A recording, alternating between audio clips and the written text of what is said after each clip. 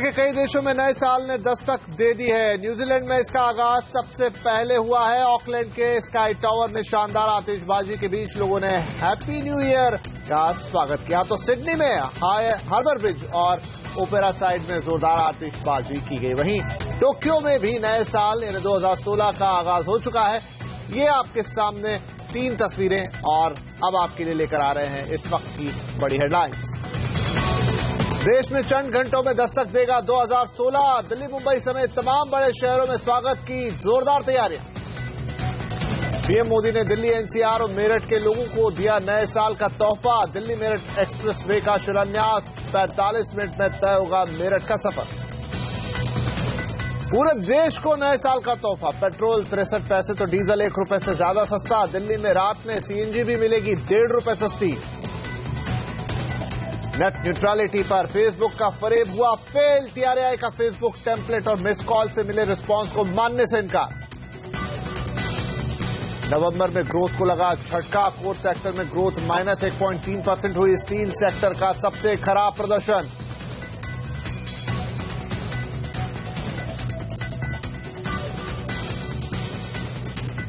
अरे अभी तो पार्टी शुरू हुई है।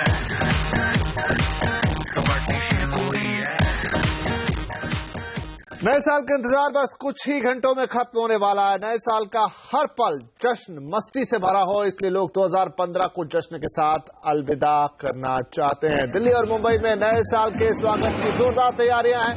दिल्ली और मुंबई में नए साल की तैयारियों का जायजा लेने के लिए हमारे 2 सहयोगी शाम से आपके लिए तमाम अपडेट्स लेकर आ रहे हैं। हमारे साथ मुंबई से जुड़ रही हैं मानसी दवे और दिल्ली से हमारे साथ होंगी ईशा शर्मा। पहले चलेंगे ईशा के पास। दिल्ली, ईशा, 2016 के स्वागत के लिए दिल्ली में कैसी तैयारियां और क्या माहौल है?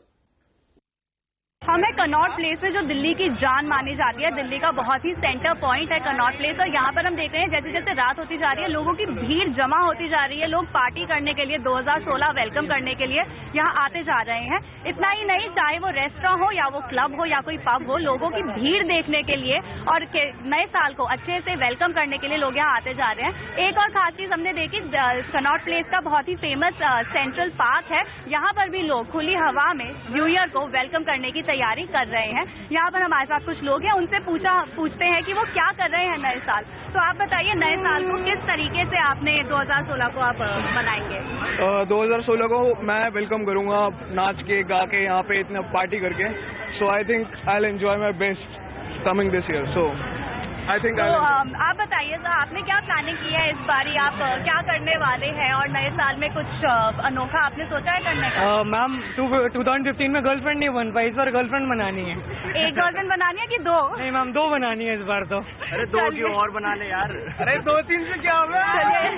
चलिए, आप इन्होंने तो गर्लफ्रेंड बनानी है 2 या 3 ये नहीं पता, लेकिन इस बारी बहुत से लॉन्ग वीकेंड्स भी आ रहे हैं 2016 में। 2-3 दिन की लगातार छुट्टी आएगी, उसमें आपने क्या करने का सोचा है? देखिए, पिछली बार तो बहुत पढ़ाई में निकल गया, अब तो भाई छुट्टियां आ रही है। हमने सोचा एक दिन रोज पूरी दिल्ली छान मारेंगे बस। ये है भाई हमारे तो लोगों का तो कनॉट प्लेस में यंगस्टर्स और लोगों का तो यही है कि वो बहुत अच्छे से पार्टी करना चाह रहे हैं और वो ये चाह रहे हैं कि आने वाले साल में 2016 में घूमने जाएंगे। और इसी के साथ ही कनॉट प्लेस से Isha Sharma, happy new year. Right, thank you Isha, आपको भी हैप्पी न्यू ईयर। और यहाँ पर हम मुंबई में मानसी से भी कुछ अपडेट ले लें। यहाँ क्या हाल है मानसी? क्या तैयारियां हैं नए साल की, स्वागत की, जश्न की? तो चलिए बात करते हैं यहाँ आए हुए लोगों से कि वो नए साल का स्वागत किस तरह से करने वाले हैं। हमें बताइए, क्या करने वाले हैं नए साल में आप? Basically I am going to love my son Yuvaan the most, because अभी वो मम्मा बोलना सीखा है। He is 2 years old and he can't recognize immediately, but if Yuvan is saying mama loves you very much, and जैसे आप देख सकते हैं मैं अपनी दोनों बेस्ट फ्रेंड्स के साथ आई हूँ। So Hobbypola is a nice place to spend new year. So वो मैं पहले तो अपने फ्रेंड्स के साथ स्पेंड करूंगी और फिर अपने फैमिली के साथ। हमें बताइए कि आप न्यू ईयर में, जैसे कि एक लंबा सा वीकेंड है, we are getting a lot of छुट्टी, तो इसमें आप क्या प्लान कर रहे हैं? First of all new year's eve तो यहाँ पे मनाने का सोचा है, तो we will be there here till 31st and then will go from here. उसके बाद कल तो न्यू ईयर है, तो भगवान से स्टार्ट करना पड़ेगा because he is there to bless us to whole year. तो कल मंदिर जाऊंगी एंड उसके बाद थोड़े वीकेंड प्लान्स है फ्रेंड्स एंड फैमिली के साथ। अपना न्यू ईयर रेजोल्यूशन बताइए हमें। Okay, my New Year resolution is that I'm going to work hard this year more and more, because I'm a lawyer by profession. So I will be focusing more on my work, and secondly I will be giving time for my fitness. Fitness is very important. So I will spend more time in gym also. तो जैसे कि आप देख सकते हैं कि लोग अपनों के साथ, दोस्तों के साथ, अपने बच्चों के साथ नए साल को स्वागत करने के लिए पूरी तरह से जुट चुके हैं और यहाँ पे उत्साह हम देख सकते हैं मुंबई में नए साल को स्वागत करने के लिए।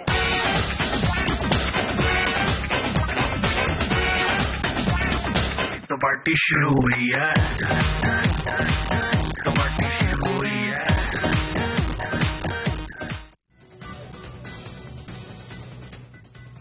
जी हाँ, अभी तो पार्टी शुरू हुई है, लेकिन ये कुछ ताजी तस्वीरें हम आपको दिखा रहे हैं कि पार्टी वाकई शुरू हो गई है। देर रात तक जाएगा जश्न। नए साल के स्वागत के लिए काफी कुछ तैयारियां हैं। अभी से लोग नाचने झूमने लगे हैं। ये तस्वीरें, और पार्टी जैसा हमने कहा बस अभी शुरू हुई है, इसे अभी और चलना है।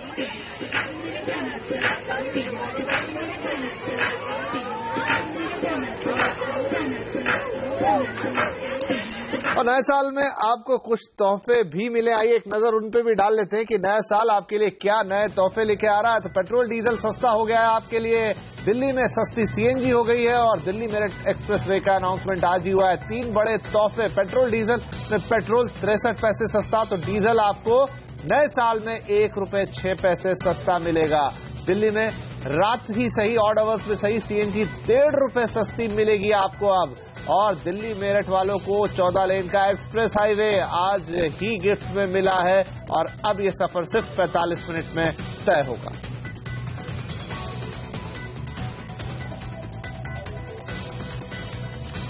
तो ये कुछ तोहफे हुए नए साल के, और नए साल में बहुत कुछ बदलने वाला है। कई ऐसी चीजें हैं जो आपके लिए कल से बदल जाएंगी, क्योंकि कल से आपकी आमदनी बढ़ाने का इंतजाम होने वाला है। 7वां वेतन आयोग की सिफारिशें लागू होंगी, लेकिन किचन में थोड़ी डेंट लगेगी खुशियों में। लेकिन नए साल में थोड़ी खुशी है तो थोड़े थोड़े गम भी है। क्या है ये सब, बता रहे लक्ष्मण रॉय।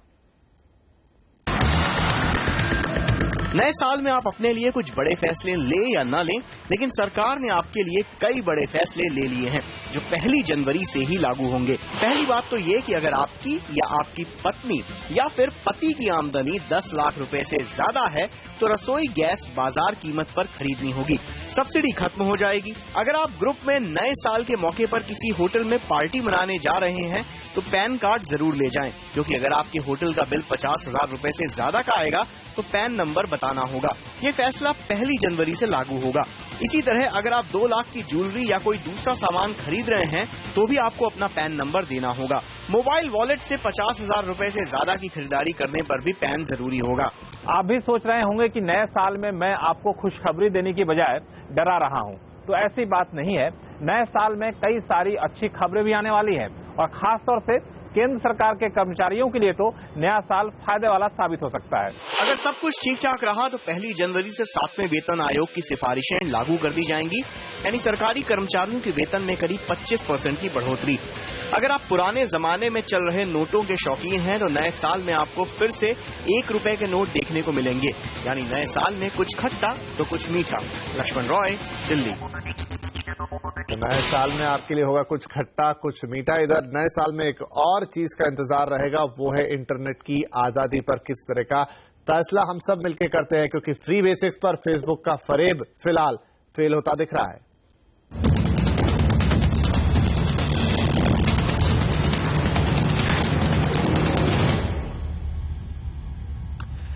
टीआरआई ने फेसबुक के फ्री बेसिक्स पर मिले लाखों सुझावों को ना मानने का फैसला किया। आज टीआरआई ने साफ कर दिया है कि वो फेसबुक के टेम्पलेट वाले और मिस कॉल से मिले रिस्पॉन्सेस को सही नहीं मानती है और उन्हें मान्य नहीं करेगी। टीआरआई को अब तक 18 लाख से ज्यादा सुझाव मिले हैं। फ्री बेसिक्स के समर्थन में करीब 9 लाख आए हैं और विरोध में 5.5 लाख सुझाव मिले हैं।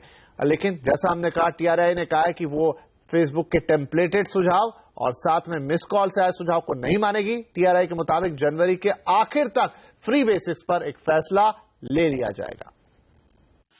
14th we will have the counter comment, then we will have maybe, about 18th, 19th the open house. I'm not sure the timetable. More than one open house. Yeah, and there can be more than one open house also. And therefore, we expect that by end of January, we should be able to come to that conclusion. We had written back to the operator saying that please put this particular, product in abeyance. That's the term which he had used, because the same issue of differential pricing is under, consultation of the TRAI. जी हाँ, तो जिसे हम net neutrality कह रहे हैं उसे TRAI differential pricing के मुद्दे के तौर पे देखते हुए उसे एड्रेस करने की कोशिश कर रही है और एक ओपन हाउस की भी बात यहां पर टीआरएआई के चेयरमैन करते। बहरहाल इस समय जोरदार बातें हो रही हैं इंटरनेट की आजादी को लेकर, फ्री बेसिक्स को लेकर, और हमने भी कुछ लोगों से बातचीत की। हम पहुंचे हैदराबाद, जहां पर हमने स्टार्टअप से जुड़े लोगों से पूछा कि उनकी क्या राय है फ्री बेसिक्स और फेसबुक की मुहिम पर। अभी मैं एक स्टार्टअप बनाना चाहता हूं और मेरे ऑडियंस को रीच करना चाहता हूं। मैं वेबसाइट बना सकता हूं और इंटरनेट पे रख सकता हूं और मेरा सर्विस प्रोवाइड कर सकता हूं और किसी से भी मुझे परमिशन नहीं लेना पड़ता। अभी जो ये फ्री बेसिक्स प्लान आ रहा है, इससे मुझे क्या करना पड़ेगा, फेसबुक से परमिशन लेना पड़ेगा। वो लोग जो भी नियम रख रहे हैं उनके साथ मुझे कंप्लाई करना पड़ेगा और मैं वो कंप्लाई नहीं करता हूं, मेरा बिजनेस उस तरफ नहीं है, तो वो लोग मुझे साइट बनाने नहीं देंगे। किशन, आप जो है आप एक स्टार्टअप बिजनेस और ये पूरे स्टार्टअप इंडस्ट्री में बहुत ही यंग है, आपका क्या मानना है इस पूरे मामले को लेकर? हम जैसे यंग लोगों के लिए सबसे पहली अभी बड़ी जो चीज है वो है मीडिया। मीडिया में अगर वीडियो ना हो तो अभी के लिए कुछ नहीं है। हम डिजाइनर है, हम वीडियोस बनाते हैं जो लोग देखते हैं। वीडियो ऐसी चीज है जो चंद मिनटों में बहुत कुछ समझा देते हैं। बट अब फेसबुक फ्री बेसिक्स कहता है, तो फ्री और बेसिक्स वो लोग कौन है जो तय करेंगे कि हम लोग के लिए बेसिक्स क्या है? और हम लोग के लिए अगर वो कहते हैं कि वीडियो बेसिक नहीं है जो है, तो वो हम लोग को रोक रहे हैं प्लेटफॉर्म से आने के लिए कि कोई और कंपनी उनका मोनोपोली ना छीने। तो दिल्ली में 1 जनवरी से अब एक चीज और बदलने जा रही है, वो है ऑड इवन फॉर्मूला जिसका ट्रायल आज हो गया। आज सुबह 2 घंटे के लिए हुए इस ट्रायल का मकसद लोगों को ऑड इवन फॉर्मूले के बारे में जागरूक करना था। इस ट्रायल रन में दिल्ली के परिवहन मंत्री गोपाल राय और ट्रैफिक पुलिस कमिश्नर मुकेश चंद्र ने तैयारियों का जायजा भी लिया।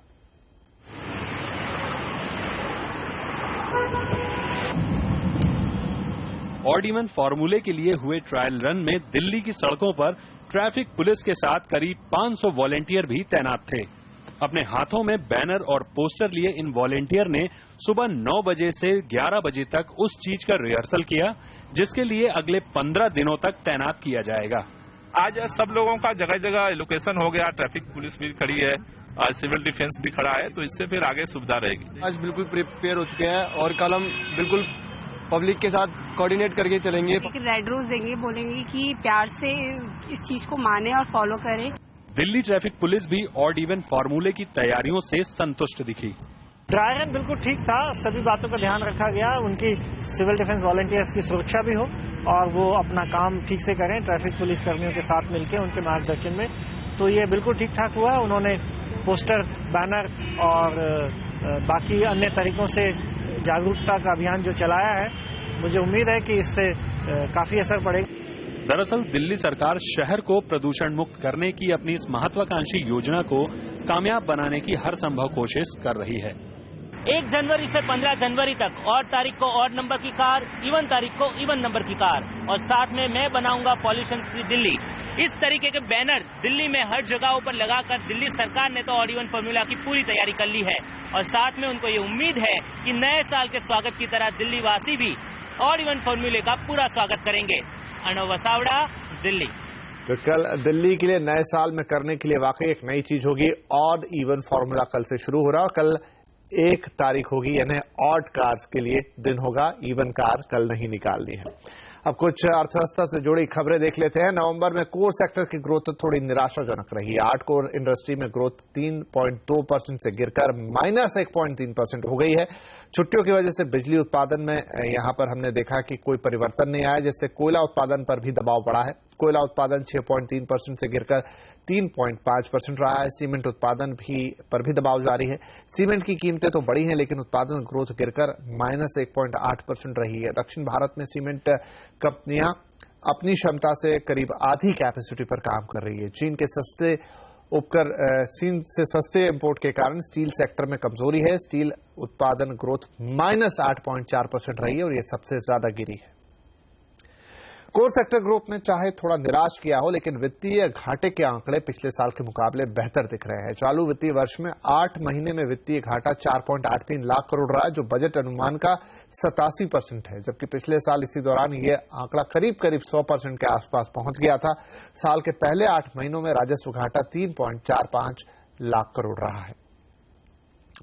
और आवाज एट 9 में यहां पर लेते हैं एक छोटा सा ब्रेक के बाद हम आपको बताएंगे कि इस बार पहले ही आ गई है विंटर सेल। कहां से कर सकते हैं आप अच्छे डिस्काउंट पर शॉपिंग, देखिए आगे।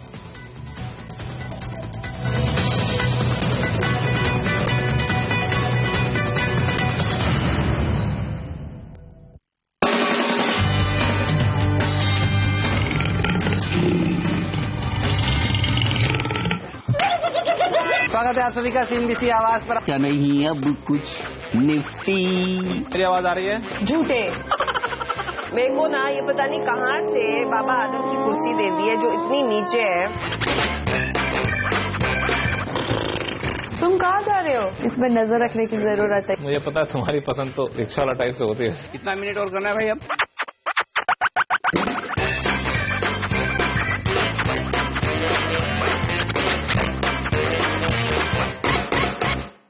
आज प्रधानमंत्री नरेंद्र मोदी ने मेरठ और NCR के लोगों को सुपर हाईवे का तोहफा दिया है। उन्होंने NH-24 Delhi Meerut express way का शिलान्यास किया। अभी दिल्ली मेरठ हाईवे 4 लेन का है और इसे 14 लेन का बनाया जाएगा। इसको बनाने में 7,500 करोड़ रुपए का खर्च आएगा। उन्होंने कहा कि एक्सप्रेस वे बनने से प्रदूषण खत्म होगा। एक्सप्रेस वे बनने के बाद दिल्ली और मेरठ का सफर 40 मिनट में ही पूरा किया जा सकेगा, जो करीब 3 घंटे में अभी पूरा होता है। ये जो रोड नेटवर्क बनाने का हमने अभियान उठाया है, वो पूरा अभियान दिल्ली के 100-150 किलोमीटर के रेडियस के सारे क्षेत्र के विकास का एक बहुत बड़ा कारण बनने वाला है।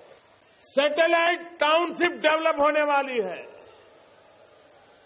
जब मेरठ और दिल्ली तेज गति से जुड़ जाते हैं तो मेरठ दिल्ली से भी तेज गति से आगे बढ़ जाता है,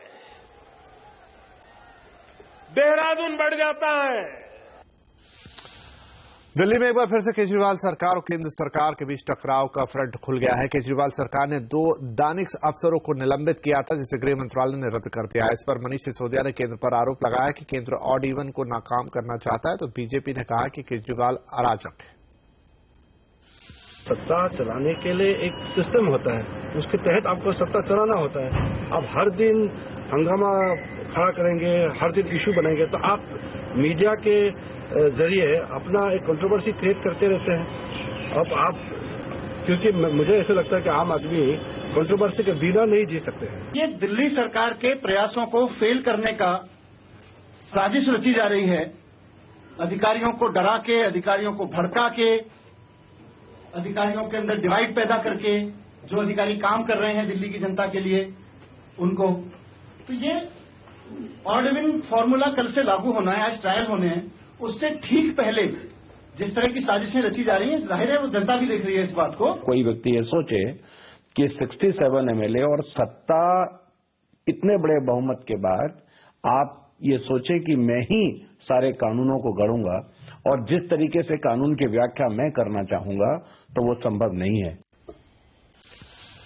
भारी भरकम वैल्यूएशन के लिए मशहूर भारतीय स्टार्टअप्स, खासकर फूड टेक कंपनियां अब छटनी के लिए बदनाम हो रही है। आखिर ऐसा क्या हुआ कि इन कंपनियों में चलने लगी ये छटनी की तलवार? देखिए हमारी संवाददाता राधिका कुमार की रिपोर्ट। सौरभ कोचर, दीपिंदर गोयल, गौरव चौधरी, स्टार्टअप दुनिया के ये सितारे आजकल सबसे बड़े विलेन बन गए हैं। एक साल में 10 गुना ग्रोथ रिकॉर्ड करने के बावजूद फूड पैंडा ने पिछले 3 महीनों में 300 लोगों को नौकरी से निकाल दिया है। कंपनी के सीईओ सौरभ कोचर का कहना है कि कंपनी ने अपने 98% ऑपरेशन को ऑटोमेट किया है ताकि वो कारोबार के खर्च को कम कर सके। कोचर ने ये भी कहा कि इससे कंपनी के बिजनेस पर कोई प्रभाव नहीं पड़ेगा और फूड पैंडा किसी भी शहर में अपनी डिलीवरी बंद नहीं करेगी। फूड टेक स्टार्टअप्स में फूड पैंडा पहली कंपनी नहीं है जिसने इस साल अपने कर्मचारियों की छुट्टी की है। जोमेटो ने नवंबर में 300 कर्मचारियों को हटाया, ग्रैब हाउस ने 150 लोगों को निकाला, टाइनी आउल ने पुणे में अपना ऑफिस बंद कर दिया और 200 कर्मचारियों को बाहर का दरवाजा दिखाया। इसके अलावा लंगर, डैजो और ईटलो ने अपनी दुकान ही बंद कर ली। उनके पास इतने पैसे आ गए हैं निवेशकों के, वेंचर कैपिटलिस्ट, एंजल इन्वेस्टर्स के, कि उन्होंने जिस स्पीड पे ग्रो हो सकते थे नेचुरली, उससे काफी ज्यादा स्पीड पे ग्रो होने की कोशिश की है। इस साल फूड टेक में कुल 1138 करोड़ रुपए का निवेश हुआ है, जिसमें जोमेटो ने सबसे ज्यादा करीब 400 करोड़ रुपए जुटाए हैं। इन स्टार्टअप्स के हाथ जितने आसानी से पैसा आया, उतने तेजी से इन्होंने खर्च भी किया है।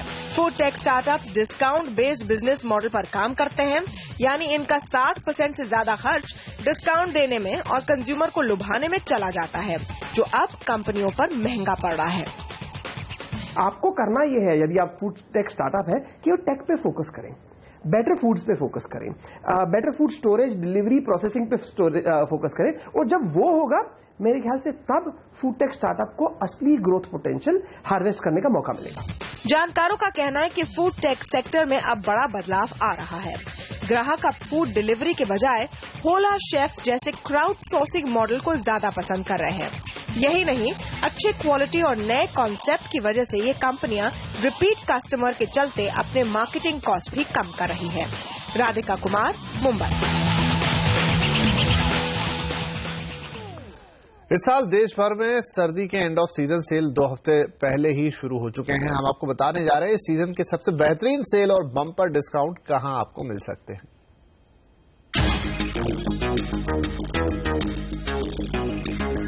देश भर के बड़े रिटेलर्स ने इस साल अपनी बम्पर सेल 28 दिसंबर से ही खोल दी है।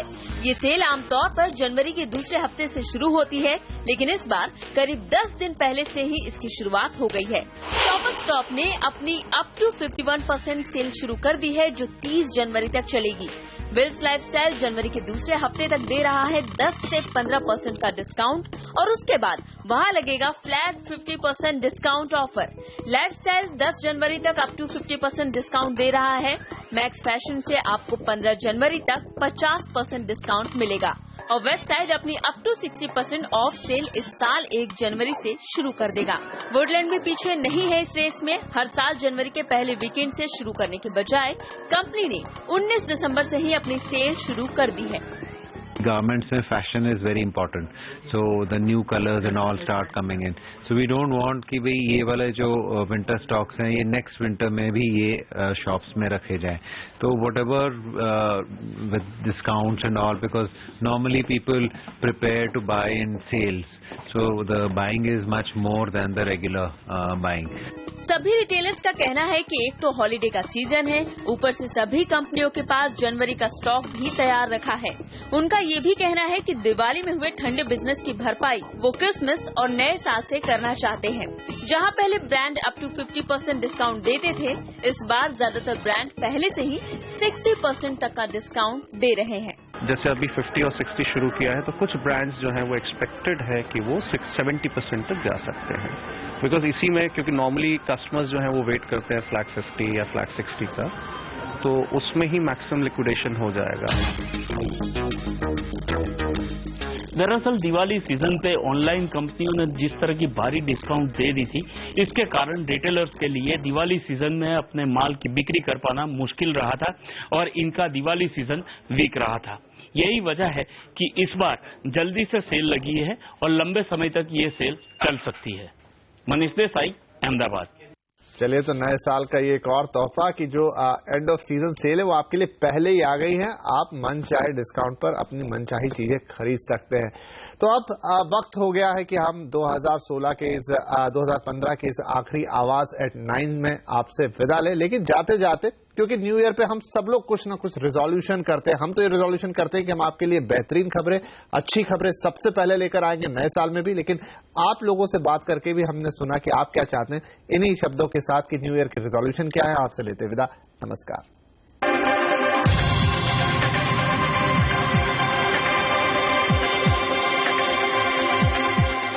2016 is going to be the fitness year. मुझे फिट बनना है। खुद को सशक्त बनाना चाहती हूँ। मैं अमीर बनना चाहती हूँ। मैं लखपति बनना चाहता हूँ। मैं करोड़पति बनना चाहता हूँ। मेरा खुद का बिजनेस शुरू करना चाहता हूँ। बहुत बड़ा बिजनेस खड़ा करना है, बिजनेस एम्पायर बना रहे पूरे इंडिया में। मुझे अपना खुद का घर बनाना है। मैं अपनी खुद की किताब पब्लिश करना चाहता हूँ। मेरे लड़के की शादी करना चाहता हूँ। I want to go for international trip. अपने बच्चों को विदेश घुमाना चाहता हूँ। मैं अपनी खुद की बिजनेस बाइक खरीदना चाहता हूँ। गरीबों की मदद करना, उनको खाना खिलाना, जिनके पास कपड़ा नहीं है उनको कपड़ा देना, ये मेरा न्यू ईयर का रेजोल्यूशन है। 2016 का हमारा न्यू ईयर रेजोल्यूशन है कि हमें हमारा बैंक बैलेंस बढ़ाना है।